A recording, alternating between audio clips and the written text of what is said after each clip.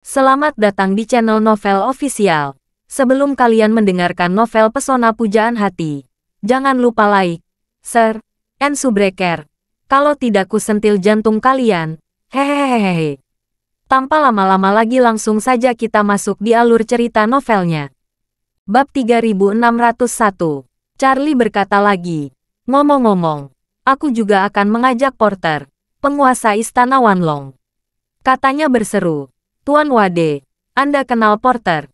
Charlie berkata. Saya tidak mengenalnya sebelumnya. Saya baru bertemu dengannya yang baru-baru ini. Saya ingin membantu Anda menengahi dan menemukan solusi yang bermanfaat bagi kedua belah pihak. Bagaimana menurut Anda? Tidak masalah, katanya setuju tanpa ragu-ragu. Baginya, para tawanan itu sekarang sangat menyulitkan. Kalau sudah ditahan seperti ini, entah berapa biaya yang harus terus dikucurkan. Jika semua tawanan dilepas dan langsung dikeluarkan ke luar negeri, masalah ini akan semakin parah. Oleh karena itu, dia juga agak sulit untuk turun sekarang. Pagi berikutnya, Charlie meninggalkan rumah sendirian dengan sayang dan ada sesuatu yang harus dilakukan.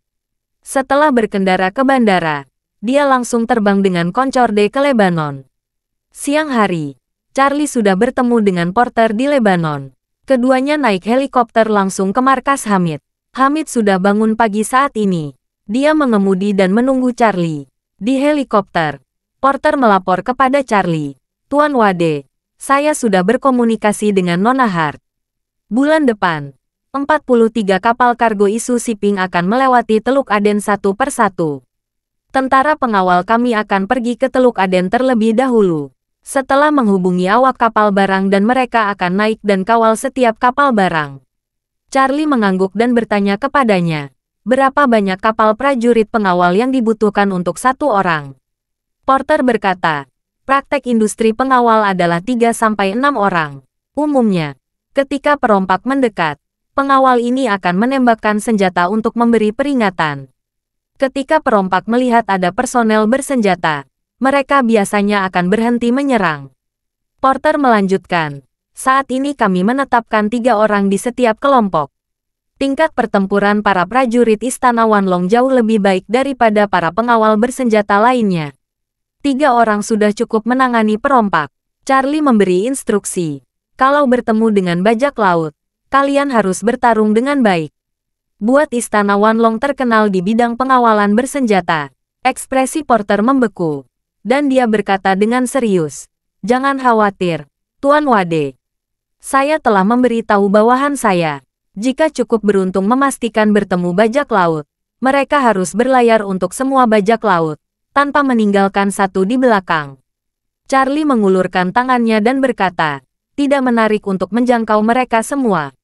Charlie berkata lagi, lihat, apa yang biasanya paling suka dilakukan untuk perompak ini. Mereka menculik kru dan meminta uang tebusan. Mengapa kita tidak membiarkan mereka naik terlebih dahulu, lalu menangkap hidup-hidup mereka? Bagaimana kalau kita meminta tebusan pada mereka? Porter terdiam sejenak. Lalu dia berkata dengan penuh semangat, metode bagus. Kita menggunakan metode perompak itu untuk mereka sendiri. Tangkal mereka hidup-hidup, lalu minta tebusan pada pemimpin mereka. Reputasi Istana Wanlong akan melejit saat itu. Charlie mengangguk dan berkata, jika mereka bersedia membayar uang tebusan, biarkan mereka pergi. Jika mereka tidak bersedia membayar uang tebusan, bunuh mereka. Mulai sekarang, Istana Wanlong harus memperlakukan para perompak ini dengan hati yang lebih gelap daripada hari mereka sendiri. Dan kamu harus bermain dengan mereka dengan baik sampai mereka takut padamu. Hanya dengan cara ini mereka bisa patuh di depanmu. Charlie berkata lagi, saya memiliki pemahaman umum tentang situasi para perompak di Teluk Aden. Jumlah mereka banyak dan memiliki keinginan yang kuat untuk membalas dendam. Jika mereka berani membalas dendam di Istana Wanlong atau kapal kargo isu shipping, kirimkan saja beberapa jenderal bintang 5 untuk menuduh sarang mereka dan membunuh pemimpin mereka. Pemimpin lama telah terbunuh, dan jika pemimpin baru berani melawan kita, kita juga akan membunuhnya. Terus bekerja sampai ada pemimpin yang tidak berani melawan kita lagi. Bab 3602. Charlie paling percaya membunuh orang. Satu-satunya cara untuk membuat orang-orang jahat yang patuh itu menjadi lebih kejam darinya. Perompak yang aktif di Teluk Aden memiliki gaya yang sama dengan para bandit. Membunuh dan mencuri adalah cara mereka bertahan hidup. Dalam beberapa tahun terakhir, para perompak ini semakin merajalela. Insiden pembajakan tahunan terus meningkat. Baru-baru ini, telah mencapai titik di mana kapal barang diserang hampir setiap hari. Mereka berhasil berulang kali. Charlie sering melihat berita menenggelamkan bajak laut di berita. Mereka juga menembak dan membunuh sandera dari waktu ke waktu. Charlie berharap Istana Wanlong menggunakan kekuatan untuk membuat para perompak itu ketakutan. Karena itu adalah tempat di luar hukum. Pemenangnya bergantung pada siapa yang lebih kejam. Setelah puluhan menit terbang, helikopter akan tiba di atas pangkalan Hamid. Saat ini, langit di timur tengah baru saja cerah. Memanfaatkan matahari terbit, Porter menatap tajam ke beberapa dataran tinggi di sekitar pangkalan Hamid di depannya. Dia selalu penasaran dengan pertahanan tong besi seperti apa yang dimiliki Hamid yang membuat tentara bayaran Istana Wanlong kuburan di sini. Namun, ketika dia melihat sekelilingnya, dia menyadari bahwa dataran tinggi dan lembah yang dikelilingi oleh dataran tinggi ini pada dasarnya tidak dapat dilihat sebagai pangkalan militer. Bahkan tentara pun sulit terlihat. Satu-satunya target besar yang bisa dilihat adalah banyaknya truk pengangkut batu dan tanah yang terus-menerus bolak-balik melewati celah gunung. Selain itu, tidak ada yang bisa dilihat, dan semakin dia tidak bisa melihat apa-apa, Porter semakin terkejut. Karena ini membuktikan bahwa Hamid telah mengalihkan semua kekuatan ke benteng permanen di gunung. Bahkan jika puluhan ribu pasukan menyerang, mereka tidak dapat menemukan target yang sama sekali. Apalagi, tidak ada yang tahu berapa titik senjata yang disembunyikan di pegunungan ini. Dan berapa banyak senjata, amunisi, dan persediaan makanan yang disimpan di sini. Tepat ketika dia terkejut, helikopter sudah terbang di atas lembah Hamid dan mendarat perlahan di tanah datar lembah itu. Rumah dan permukiman di lembah pada dasarnya telah dibersihkan. Seluruh lembah pada dasarnya telah menjadi tanah datar. Dan terlihat bahwa tempat ini telah disulap menjadi tempat latihan. Dengan area latihan, lapangan tembak, dan berbagai tempat latihan jarak jauh. Hamid sudah menunggu lama. Melihat Charlie turun dari helikopter bersama seorang Tionghoa, dia langsung melangkah maju dan menyapa dengan hangat. "Saudara Wade, kita bertemu lagi." Setelah lama tidak bertemu, Hamid terlihat sedikit lebih gemuk dari sebelumnya. Dan terlihat bahwa hari-hari belakangan ini sangat bergizi. Charlie berkata sambil tersenyum. "Saudara Hamid, sepertinya sedang dalam suasana hati yang baik. Hal baik apa yang terjadi baru-baru ini?" Hamid berkata dengan serius. "Sangat bagus. Tidak perlu bertanya. Kamu bisa lihat tempat saya semakin lama semakin seperti itu. Semakin aman pangkalannya, semakin nyaman perasaan saya." Charlie mengangguk, memperkenalkan Porter di tempatnya. "Ayo saudara, izinkan saya memperkenalkan. Ini penguasa Istana Wanlong, Porter Waldron." Setelah selesai berbicara, dia berkata kepada Porter, "Porter, ini Komandan Hamid. Kamu memiliki beberapa konflik dengan saudara Hamid, tapi itu semua sudah berlalu. Mulai sekarang, semua orang akan sepenuhnya membalik halaman dan mengubah musuh menjadi teman." Porter maju ke depan hampir tanpa berpikir, mengulurkan tangan, dan berkata dengan sopan, "Komandan Hamid, saya sudah lama mengenal kamu." Hamid memandang Porter, merasa agak gugup dan khawatir. Meskipun dia sedikit kembung sekarang, dia benar-benar belum cukup kembung untuk berani meremehkan Porter. Istana Wanlong punya puluhan ribu prajurit, dan masternya banyak sekali. Meski Hamid kehilangan ribuan prajurit karena meremehkan musuh, kekuatan Istana Wanlong masih lebih kuat dari Hamid. Selain itu, Hamid telah mendengar bahwa ada banyak master di Istana Wanlong. Dia sangat khawatir Istana Wanlong akan membalas dendam padanya di masa depan. Sekarang Charlie benar-benar berhasil mendamaikannya. Jika dia ingin mengubah musuh menjadi teman dengan Porter, dia tentu saja siap 10.000 kali. Bab 3603. Jadi, dia cepat-cepat berjabat tangan dengan Porter, lalu berkata dengan penuh semangat, "Halo, Tuan Waldron. Apa yang terjadi sebelumnya sangat tidak menyenangkan. Tolong jangan dimasukkan ke dalam hati." Porter dengan sungguh-sungguh berkata, Komandan Hamid, yakinlah. Karena Tuan Wade sudah mengatakan dia ingin menjanjikan cerita sepenuhnya, saya tidak akan pernah terlibat lagi. Melihat Porter yang begitu terang-terangan, dan menunjukkan rasa hormat kepada Charlie di luar dalam, Hamid tidak bisa menahan rasa hormatnya. Dia tidak mengerti mengapa Porter sangat menghormati Charlie. Charlie sedikit tersenyum saat ini, dan berkata dengan cara yang mencengangkan, "Kakak, Porter dan Istana Wanlong sudah bersumpah setia. Mulai sekarang, dia akan bekerja sama denganmu." Apa yang dikatakan Charlie membuat Hamid tercengang. Dia awalnya berpikir bahwa Charlie ada di sini untuk berdamai. Dia tidak pernah mengira bahwa Porter dan Istana Wanlong telah berjanji setia kepada Charlie. Jadi dia bertanya tanpa sadar, "Saudara, apakah ini benar atau tidak?" "Kamu bercanda." Tepat ketika dia tidak percaya semua ini, Porter juga berkata, "Komandan Hamid, Tuan Wade tidak bercanda. Istana Wanlong memang telah bersumpah setia kepada Tuan Wade." Hamid ngeri, menatap Charlie, dan mencium. "Saudara, saudara, bagaimana kamu melakukannya?" Charlie tersenyum dan berkata, "Aku akan membicarakan ini nanti."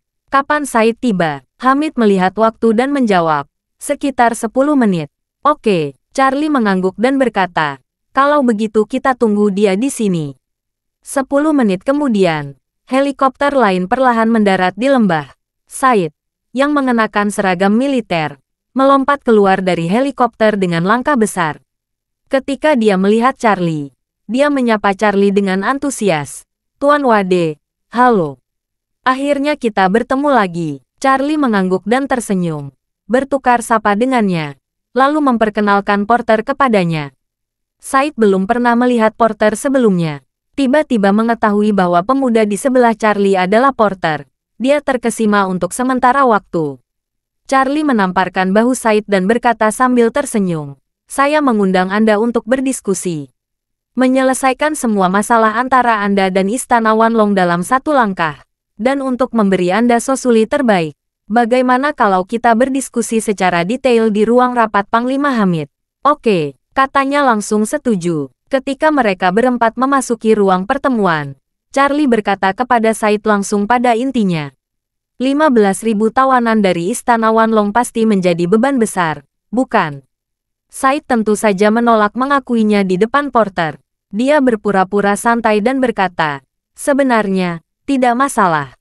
Kami sudah menyiapkan area khusus untuk memenjarakan mereka, dan semuanya beres." Charlie berkata sambil tersenyum, "Said, di sini hari ini, sebenarnya, baik aku, Hamid, bahkan Porter bukanlah musuhmu lagi. Semua temanmu." Charlie berkata lagi, "Sejak Hamid berhasil mempertahankan serangan tentara pemerintah dan Istana Wanlong, pemberontak lain juga mulai memperkuat pertahanan mereka. Di masa mendatang, mereka semua akan berada di tempat yang mudah dipertahankan dan sulit diserang di pegunungan. Sulit bagi Anda melawan dasar pengembangan mereka. Anda tidak memiliki bahaya untuk mempertahankan diri. Situasi di masa depan akan menjadi semakin pasif." Wajah Said tetap tidak berubah. Dia benar-benar menerima masalah ini di dalam hatinya.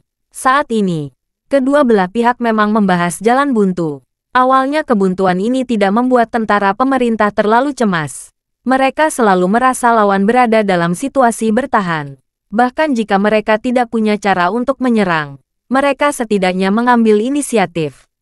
Namun, apa yang terjadi di negara lain di Timur Tengah beberapa waktu lalu membuat mereka merinding. Sebuah perubahan besar baru terjadi di negara itu. Pihak gerilyawan di pegununganlah yang memenangkan kemenangan akhir. Ini sangat merangsang saraf mereka dan membuat mereka tegang tiba-tiba. Saat ini, Charlie berkata dengan serius, "Katakan, jika Anda bersedia, Istana Wanlong bisa menjadi setengah dari sekutumu." Said bertanya dengan heran, "Apa itu setengah sekutu?" Charlie sedikit tersenyum dan menjelaskan, "Mereka akan menjadi rompi anti peluru di tubuhmu. Meskipun mereka tidak akan berpartisipasi dalam seranganmu, jika kamu dalam bahaya, mereka akan melakukan yang terbaik untuk menjaga dalam pertahanan dan menahan serangan fatal lawan." Bab 3604. Selain itu, perubahan dramatis yang terjadi belakangan ini di negara Timur Tengah memang membuat Said dan para pemimpinnya khawatir. Namun, Ketika Charlie tiba-tiba berkata bahwa Istana Wanlong dapat membantu mereka bertahan bersama, pikiran pertama Said adalah bahwa itu tidak mungkin. Dia berkata, "Tuan Wade, kali terakhir kita bertemu, Anda sendiri yang mengutarakan kali terakhir. Anda bilang, perang terus-menerus dan kehilangan darah di negara kami adalah situasi paling menguntungkan bagi Istana Wanlong. Sekarang Anda meminta kami untuk bekerja sama dengan Istana Wanlong dan meminta Istana Wanlong membantu kami dalam pertahanan. Ini agak tidak konsisten." Charlie ringan tersenyum. "Tentu saja saya tidak akan menyangkal apa yang saya katakan sebelumnya. Saya masih memegang pemandangan ini sekarang. Untuk Istana Wanlong, semakin bergejolak negara Anda, semakin banyak mereka akan mendapat manfaat. Tapi coba Anda pikir-pikir. Situasinya telah berubah drastis. Sebelumnya, Anda bertarung habis-habisan, dan Hamid mengalahkan Anda. Anda tidak bisa menangkis, hanya bisa mundur dan mengulur waktu."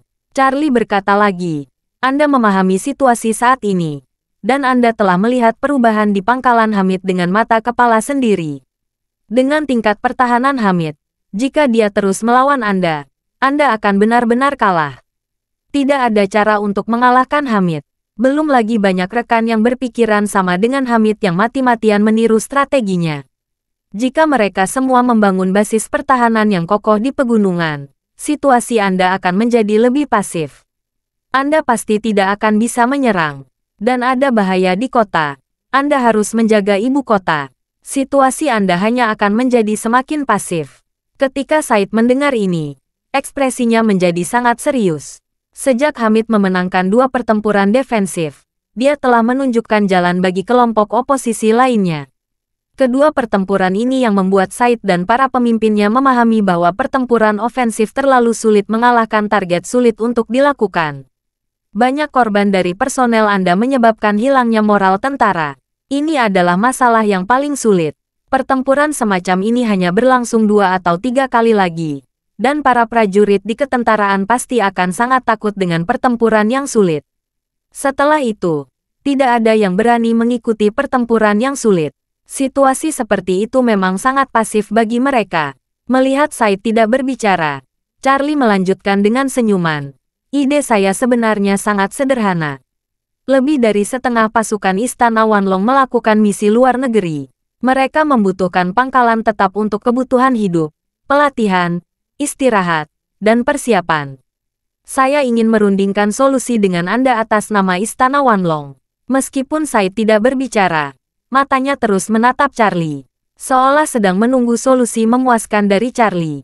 Melihat ini, Charlie berkata, "Pertama-tama, Anda memberi Istana Wanlong lahan seluas 100 km persegi untuk digunakan sebagai pangkalan belakang.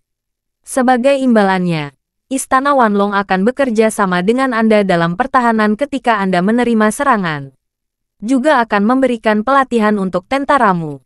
Charlie berhenti sebentar, dan berkata dengan emosi, "Seberapa buruk tingkat pelatihan prajurit Anda? Saya tidak perlu mengungkapkannya. Peralatan Anda tidak cukup baik. Jika tidak disertai pelatihan yang bagus, situasimu hanya akan semakin buruk. Ini akan semakin memalukan." Ekspresi Said sedikit berubah. Kata-kata Charlie benar-benar menyentuh rasa sakit lama. Tingkat pertempuran keseluruhan prajurit pemerintah memang sangat rendah. Ini menjadi alasan utama kekalahan berulang. Lagi pula, level militer mereka secara keseluruhan sangat buruk. Level perwiranya tidak bagus. Dan level prajurit yang dilatih bahkan lebih buruk. Charlie melanjutkan saat ini. "Menurut pendapat saya, efektivitas tempur pasukan umumnya bergantung pada 3 aspek. Yang pertama, tingkat senjata dan peralatan. Yang kedua, tingkat strategi dan taktik. Dan yang terakhir dan yang terpenting, level individu prajurit. Anda pasti pernah mendengar tentang kekuatan pertempuran dan level pertempuran individu di Istana Wanlong. Jika mereka membantu Anda melatih prajurit Anda, saya yakin tidak akan lama lagi level prajurit Anda akan memiliki perubahan kualitatif." Bab 3605. Wajah Said tiba-tiba menunjukkan kerinduan yang tak terkendali. Pada saat ini, Charlie berkata lagi, "Selain itu, untuk menunjukkan ketulusan Istana Wanlong dan membuat Anda merasa lebih nyaman, saya pikir Anda dapat menentukan lokasi pangkalan Istana Wanlong. Bisa di antara ibu kota dan daerah pegunungan utara. Istana Wanlong bisa berada di zona penyangga di tengah. Itu setara dengan lapisan penghalang tambahan. Berbicara tentang ini, ekspresi Said sangat melebar. Karena tingkat pembangunan dalam negeri saat ini masih sangat tertinggal. Perang antara pemerintah dan oposisi pada dasarnya termasuk dalam kategori perang kontak dekat. Karena melemahkan senjata jarak jauh yang akurat, tidak peduli siapa yang ingin menyerang orang lain, mereka harus mengirim pasukan ke kota. Oleh karena itu, jika pangkalan Istana Wanlong di tengah kedua sisi, itu memang bisa berfungsi sebagai penyangga yang baik. Katanya akhirnya berbicara saat ini. Dia bertanya kepada Charlie, Tuan Wade, bagaimana kami bisa yakin Istana Wanlong akan membantu kami bertahan? Jika Istana Wanlong memberontak dan menentang oposisi, itu akan lebih berbahaya. Charlie mengulurkan tangan dan berkata dengan serius, mulai sekarang, situasi seperti ini tidak akan pernah terjadi. Dengan mengatakan itu, Charlie memandang Porter, dan berkata dengan tenang, Porter, jelaskan kepada Said mengapa ini tidak akan terjadi. Porter mengangguk, dan berkata dengan ekspresi serius, Istana Wanlong telah memulai transformasi internal. Mulai saat ini, bayaran tentara bisnis kami akan sesuai dengan hukum dan peraturan internasional. Artinya, bisnis tentara bayaran kami hanya akan bekerja sama dengan pemerintah yang sah dari berbagai negara. Selain itu, tidak ada pesanan lain yang akan diterima. Charlie memandang Said, dan bertanya sambil tersenyum, Said, apakah Anda mengerti? Istana Wanlong akan membersihkan kapur. Selama ada di negaramu, mereka akan mematuhi kerjasama.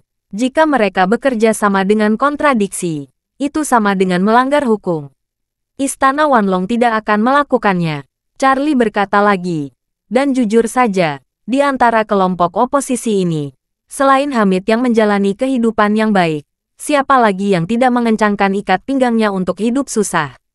Pendapatan tahunan Istana Wanlong lebih dari puluhan miliar dolar. Menurut Anda, apa yang akan digunakan bertentangan dengan menyewa mereka? Ketika Said mendengar ini, dia sudah percaya sebagian besar di dalam hatinya. Namun, dari prinsip dasar negosiasi, dia masih ingin berdiri lagi, tidak menunjukkan sinyal yang sangat memuaskan mungkin. Sehingga setidaknya dia bisa memperjuangkan kepentingan orang lain. Jadi, dia berkata kepada Charlie, Tuan Wade, saya pikir kondisi ini tidak cukup bagi kami untuk memberikan 100 km persegi tanah ke Istana Wanlong. Belum lagi ada 15.000 pasukan Istana Wanlong yang menjadi tawanan kami. Istana Wanlong juga akan memberi kami penjelasan untuk ini. Charlie mengangguk, mengulurkan tangan, dan berkata, Anda tidak perlu bermain perang psikologis di sini. Saya memanggil semua orang untuk membicarakan masalah ini. Saya harap semua dapat membuka hati dan berbicara hubungan satu sama lain secara terbuka dan jujur. Ada solusi yang menguntungkan, bukan untuk menyenangkan satu pihak atau satu individu saja. Charlie menambahkan, dari ruangan ini, saya harap Anda, Porter dan Hamid, semua bisa mendapatkan sesuatu. Yang diinginkan Hamid adalah perkembangan yang stabil. Istana Wanlong menginginkan dasar, dan Anda menginginkan pengurangan musuh dan penambahan satu sekutu. Said tanpa sadar bertanya, Tuan Wade, mengapa tidak menambahkan 2 sekutu? Charlie tersenyum dan berkata, Anda harus melihat apa yang dipikirkan Hamid. Bab 3606. Hamid tertawa saat ini, dan berkata, yang saya inginkan adalah menjaga udara bersama. Semua orang tidak akan saling mengganggu dan tidak saling menyerang. Dan saya harus tetap pada oposisi kubu. Kalau saya tiba-tiba berpihak pada pemerintah, pasukan saya pasti tidak akan mudah menerimanya. Charlie mengangguk dan berkata sambil tersenyum. Dalam hal ini, saudara, kamu bisa terlihat menentang di permukaan, tetapi kamu sebenarnya netral. Benar, benar, Hamid berkata sambil tersenyum. Sejujurnya, Saudara Wade, setelah mengikuti saranmu, sekarang saya kecanduan menggali gua. Saita tidak ingin terus menelepon. Charlie memandang Said, tersenyum dan berkata, lihat, apakah ini cukup bagus? Said mengatupkan bibir dan diam sejenak, lalu bertanya lagi, bagaimana dengan para tawanan? Charlie tersenyum dan berkata, Sederhana saja. Istana Wanlong akan membayar Anda 10.000 dolar AS per orang sebagai kompensasi. 15.000 orang totalnya 150 juta dolar AS. Dengan uang ini, cukup bagi Anda untuk memperbanyak jumlah pasukan. Anda juga bisa meningkatkan senjata dan perlengkapan tentara. Sebelumnya Porter berpikir mungkin harus mengeluarkan lebih dari 1 miliar dolar untuk menyelesaikannya. Tidak disangkanya Charlie hanya menyebutkan 150 juta dolar. Ucapnya jelas sedikit kecewa. Dia tahu Istana Wanlong sangat kaya. Dia telah memikirkan apakah dapat mengambil kesempatan ini untuk memukul Istana Wanlong dengan keras. 150 juta dolar AS saja tidak cukup. Sebenarnya sudah cukup banyak, tapi masih belum banyak. Jadi, dia terbatuk 2 kali dan berkata, "Tuan Wade, jumlah 150 juta dolar ini masih kurang, bukan? Selain itu, kami akan memberikan lahan seluas 100 km persegi. Istana Wanlong seharusnya memberikan uang sewa, kan? Jika tidak, kami tidak bisa menjelaskan kepada publik." Charlie berkata dengan murah hati. "Bagaimana dengan ini, Said? Anda memberi tahu pimpinan." Selain imbalan 150 juta dolar AS, setelah memberikan tanah untuk Istana Wanlong, Istana Wanlong akan memperbarui kontrak dengan memberikan 100.000 ton gandum setiap tahunnya. Bukankah Anda sulit membeli biji-bijian? Kebetulan saya punya perusahaan pengiriman. Saya bisa membeli biji-bijian di China, mengirimkan langsung ke pintumu. Charlie tahu bagi Said dan para pemimpin mereka, masalah saat ini bukan hanya perang, tetapi juga penghidupan dasar rakyat. Awalnya, mereka hanya satu-satunya negara pengekspor makanan di Timur Tengah. Tetapi perang yang terus-menerus menyebabkan produksi makanan terus menurun. Kurangnya makanan menjadi masalah besar bagi mereka. Biaya 100.000 ton gandum lebih dari 200 juta yuan, atau sekitar 40 juta dolar. Tetapi bagi mereka, mengimpor biji-bijian dari luar negeri adalah masalah harganya. Terlebih lagi, situasi keuangan mereka saat ini sangat buruk. Memberi mereka 100.000 ton gandum setahun sungguh sangat bermanfaat. Memberi makan lebih dari 200.000 orang bukanlah masalah. Setelah Said menimbang semua kondisi di dalam hatinya, dia sudah membuat penilaian sendiri. Dia menganggap kesepakatan ini sangat hemat biaya. Selain mendapatkan banyak keuntungan, juga mendapat lebih banyak uang, dan yang jelas memiliki sekutu yang kuat. Dan dia juga menyadari, dia bisa menangkap lebih dari 10.000 tentara Istana Wanlong bukan karena kekuatannya sendiri, tetapi karena bantuan Charlie. Oleh karena itu, saat ini, dia terlalu malu untuk melanjutkan tawar-menawar dengan Charlie. Dia berkata, "Tuan Wade, saya perlu meminta petunjuk dari pimpinan. Jika pimpinan tidak setuju, masalah ini akan kita selesaikan seperti ini." Bab 3607. Said mengambil telepon satelitnya dan keluar dari ruang pertemuan Hamid di dalam gunung. Di telepon, dia dengan jujur melaporkan masalah kepada pimpinannya. Pimpinan Said sangat puas dengan perjanjian perlindungan Istana Wanlong yang terkoordinasi, bantuan untuk melatih tentara, dan persyaratan untuk secara aktif meminta untuk tinggal di zona penyangga. Bagaimanapun, ini dapat meningkatkan keamanan dan menghilangkan kecemasan mereka saat ini.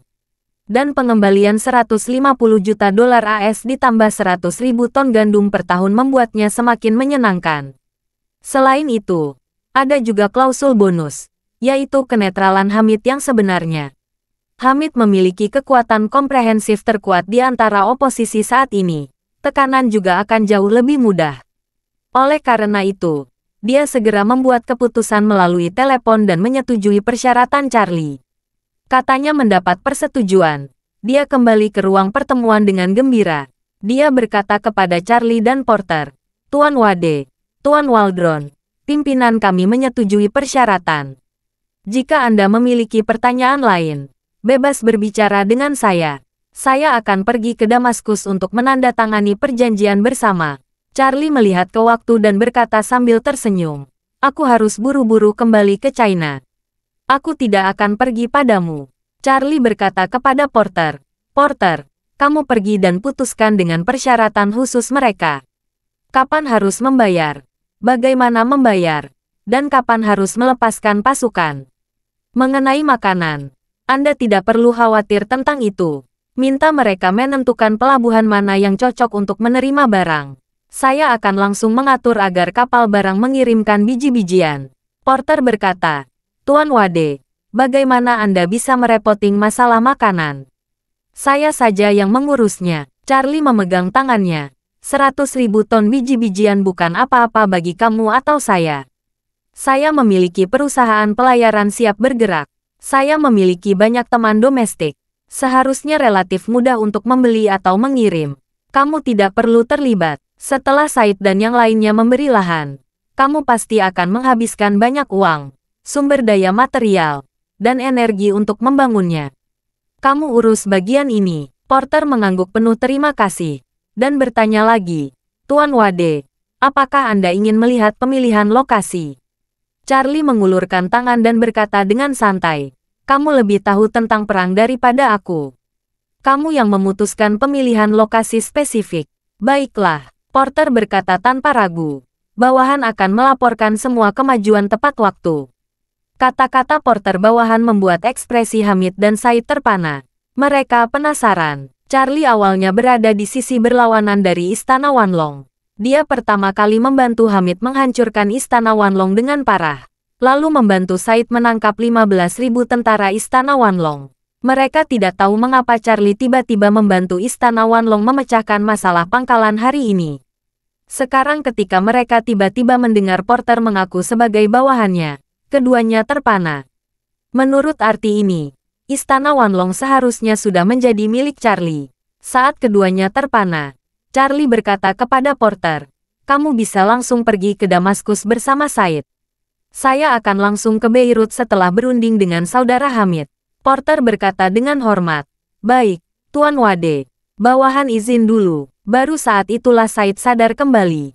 Meskipun dia memiliki banyak pertanyaan di dalam hatinya untuk ditanyakan kepada Charlie, dia memahami sekarang bukan waktunya untuk bertanya. Dia berinisiatif berkata kepada Charlie, terima kasih atas bantuan Anda yang terus-menerus. Saya berharap bisa bertemu lain waktu. Charlie mengangguk dan tersenyum. Bagus. Sampai ketemu lain waktu. Charlie dan Hamid mengirim mereka berdua ke pintu dan menyaksikan helikopter lepas landas. Lalu Hamid berseru, Saudara Wade, kamu luar biasa. Istana Wanlong yang terkenal tiba-tiba menjadi bawahanmu. Charlie bertanya sambil tersenyum. Kakak, pernahkah kamu mendengar tentang tindakan Istana Wanlong belum lama ini? Bab 3608. Hamid sambil menggaruk kepalanya. Saya tidak punya banyak informasi di tempat ini. Baru setelah kamu mengatakan ingin membawa Porter untuk bernegosiasi, saya secara khusus menanyakan tentang situasi Istana Wanlong. Saya tidak tahu apakah informasi itu benar atau tidak. Memaksa keluarga Wade menyerahkan setengah aset mereka. Charlie dengan bangga berkata, sebenarnya mereka tidak bisa memakan keluarga itu, tapi justru dimakan oleh keluarga itu. Dan saya adalah kepala keluarga itu. Setelah itu, Charlie menoleh, menatap Hamid yang terkejut, dan berkata sambil tersenyum, Saudara, dengan Istana Wanlong di sini, kamu bisa menjadi orang kaya dengan ketenangan pikiran. Tidak ada yang bisa melakukan apapun untukmu. Hamid kembali sadar, dan berkata, Bro, sejujurnya, saya benar-benar tidak mengerti bagaimana berkembang di masa depan. Bisakah kamu menunjukkannya kepada saya? Charlie tersenyum dan berkata, apa yang tidak jelas tentang ini? Mengingat situasimu saat ini, aku akan memberikan nasihat. Hamid bertanya, nasihat apa? Charlie menghindari senyumnya, dan berkata dengan serius, duduklah di gunung dan saksikan harimau bertarung. Hasilkan banyak uang dengan suara sunyi. Hamid menggumamkan kata-kata Charlie. Tampaknya olah dia memiliki perasaan melihat langit biru melalui awan dan kabut, tetapi tampaknya agak tidak jelas. Jadi, dia bertanya dengan hati yang rendah. Dengan bangga, saya merasa sangat tidak netral. Saya khawatir mereka akan menghancurkan rekan-rekan oposisi satu persatu, dan saya akan menjadi satu-satunya yang tersisa. Mereka pasti tidak akan cocok denganku. Charlie mengangguk, dan berkata, jadi, itu sebabnya aku ingin mengira kamu sendirian. Hamid tahu Charlie pasti memiliki hal lain untuk diberitahukan kepadanya secara pribadi. Dia cepat-cepat berkata, sayang, saya ingin mendengar lebih banyak tentang itu. Charlie berkata, saya tadi bilang kamu sebaiknya netral, agar Said juga mendengarkan. Faktanya, posisi kamu dan Porter sepenuhnya merupakan bayangan cermin. Porter netral dan mendukung tentara pemerintah. Dan kamu harus netral dan mendukung rekan-rekanmu. Porter hanya akan membantu mereka bertahan, tidak akan membantu mereka menyerang. Hal yang sama berlaku untuk Anda. Kamu harus membantu teman-temanmu yang malang untuk bertahan. Tetapi kamu tidak bisa melakukan ini terang-terangan. Kamu tidak boleh langsung menyerang ketika mereka terjadi. Cara terbaik mengintervensi adalah dengan membantu memperkuat pertahanan mereka sebelum pertempuran. Jika mereka benar-benar bertengkar, kamu akan menerapkan nasihat baru saja aku bilang dan kamu tidak pernah ikut campur.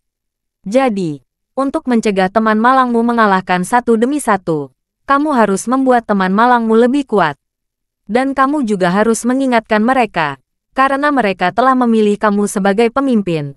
Mereka tidak boleh terlalu serakah dan mengatur kamu. Jangan berpikir kamu bisa terus melawan mereka sampai mati di tanah 3 hektarmu ini. Sebaiknya kamu dan pemerintah berada di jalan buntu untuk waktu yang lama. Ini sebenarnya situasi terbaik untuk kedua pihak. Hamid sedikit mengangguk, dan berkata di mulutnya, saya mengerti maksudmu, bangga. Saat dia mengatakan itu, dia berkata dengan agak cemas, tapi sejujurnya, teman-teman saya yang malang tidak punya banyak uang. Saya khawatir mereka tidak mampu membangun infrastruktur. Charlie bertanya kepadanya, dari mana kamu mendapatkan dana harian untuk pasukanmu?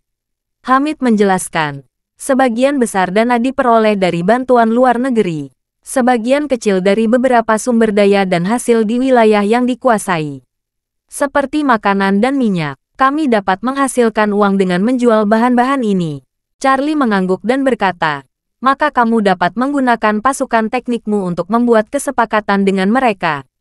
Kamu membantu mereka membangun infrastruktur dengan harga yang sedikit lebih rendah.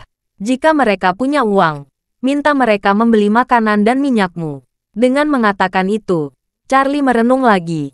Jika pasukan teknikmu membantu mereka membangun pangkalan, kamu harus ingat untuk mengemas mereka sebagai perusahaan konstruksi sipil. Agar Said tidak terlalu terasa tidak enak, minta mereka mengerjakan beberapa pekerjaan dangkal agar masuk dalam riwayat pekerjaan. Saya mengerti, Hamid berkata dengan semangat. Saya akan mulai memahami masalah ini segera. Bab 3609. Hamid kagum pada Charlie dari lubuk hatinya. Bukan hanya karena Charlie menyembuhkan kakinya. Bukan hanya karena Charlie membimbingnya untuk menahan serangan Istana Wanlong. Juga karena kemampuan Charlie menyajikan keadaan dalam situasi umum dengan sangat mudah. Sebelumnya, negara sering mengalami perang, dan kedua belah pihak babak belur. Dan campur tangan Istana Wanlong membuat Hamid dan pangkalannya dalam bahaya. Namun, setelah Charlie menunjukkan sungai dan gunung, kedua belah pihak berhenti saling menembak. Semua orang lega. Sekarang, Charlie memasukkan kembali Istana Wanlong dan menempatkannya dalam posisi terkoordinasi yang menutupi pertahanan lemah Said. Jika masalah ini tidak terselesaikan, pihak Said akan lebih bersemangat untuk merangkul semua lawan dalam menghadapi tekanan bertahan hidup dan tekanan pertahanan yang sangat besar. Tapi sekarang, penambahan Istana Wanlong segera melegakan suasana hati mereka. Mengingatkan kesetiaan Istana Wanlong kepada Charlie, Hamid semakin memujanya. Saat ini, Charlie bertanya kepada Hamid, ngomong-ngomong, bagaimana kabar orang-orang yang saya kirim beberapa hari yang lalu? Hamid berkata sambil tersenyum, mereka semua diatur untuk menggali benteng di pegunungan, termasuk teman sekelas Nona Hart. Saya mengatur mereka ke dalam grup tertentu. Mereka bertanggung jawab untuk melakukan pekerjaan kuli di ujung depan terowongan setiap hari. Saat dia berbicara, dia mendengar suara teredam dari gunung terdekat, diikuti oleh gempa bumi yang mirip gempa. Hamid dengan cepat menjelaskan, saya tertarik. Ini di terowongan. Mengebor lubang di dinding batu, memuat batu yang dihancurkan, dan kemudian menambatkan terowongan. Terowongan itu pada dasarnya sudah selesai. Charlie mengangguk dan berkata sambil tersenyum, tempatmu benar-benar bagus. Kamu tidak perlu khawatir mereka akan melarikan diri. Bahkan jika mereka lari, Mereka tidak dapat melarikan diri. Betul, Hamid berkata sambil tersenyum. Ada gunung di sekitar sini. Sungguh tidak mudah untuk melarikan diri. Bahkan petani di sekitar sini adalah orang-orangku. Ada banyak informanku di mana-mana. Saya menjamin, orang-orang yang saudara kirimkan kemari tidak akan pernah bisa melarikan diri. Dan sama sekali tidak akan ada orang yang bisa menemukan tempat ini. Charlie puas tersenyum. Itu bagus. Kalau saya bertemu orang yang tidak sedap dipandang mata, saya akan mengirim mereka kepada Anda sebagai pekerja gratis. Hamid memeluk dadanya dan berjanji. Jangan khawatir, saudara, Ao akan mengambil apapun yang kamu kirim. Ya, Charlie sedikit mengangguk, melihat ke waktu, dan berkata, oke saudara, aku harus kembali ke China. Aku tidak akan melakukan rekonstruksi lebih banyak. Aku akan datang lagi jika ada kesempatan. Hamid berkata dengan sangat enggan. Kurang, setidaknya makan siang sebelum pergi. Ayo minum 1 atau 2 cangkir. Saya sudah meminta bawahan saya memesan Mautai dari China beberapa hari yang lalu. Aku menunggu minum bersamamu. Charlie tersenyum dan berkata, terima kasih saudaraku, tapi aku tidak bisa.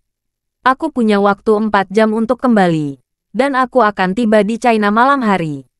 Setelah Istana Wanlong membuat prototipe pangkalan, saya akan sering datang ke sini. Kamu dan Porter bisa lebih banyak berkomunikasi secara pribadi. Hamid tidak punya pilihan selain mengangguk dan berkata, baiklah, karena kamu terburu-buru kembali.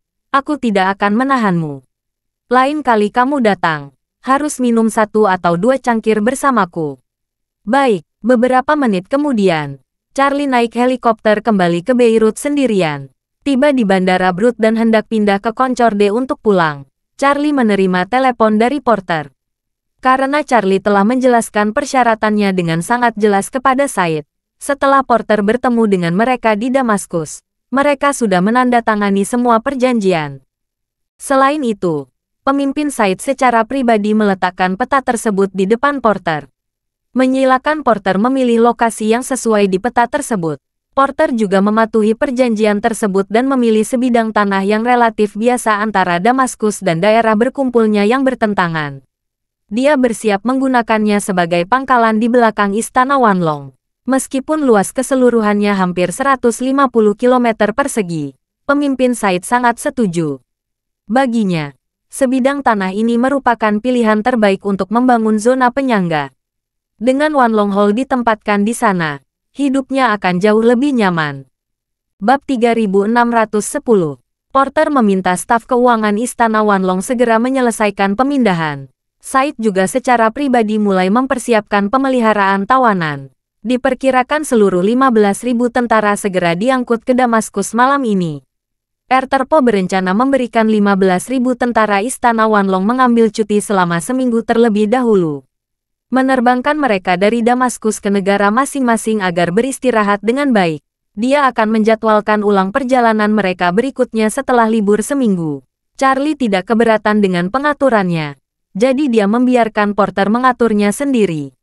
Sejak saat itu, masalah penting di Timur Tengah telah diselesaikan dengan memuaskan. Adapun seberapa tinggi Porter dapat membawa Istana Wanlong, ini bergantung pada dirinya sendiri. Di sisi lain dunia, Liam membongkar ke Washington dengan 20 kotak pil pemulihan Jiuxuan. Setelah turun dari pesawat, dia langsung menghubungi perusahaan humas yang bertanggung jawab atas pertemuan. Dia membuat janji dengan kepala FDA untuk makan malam. Pihak lain sepakat mengatur pertemuan dan makan bersama. Tidak berjanji menyelesaikan masalah lainnya.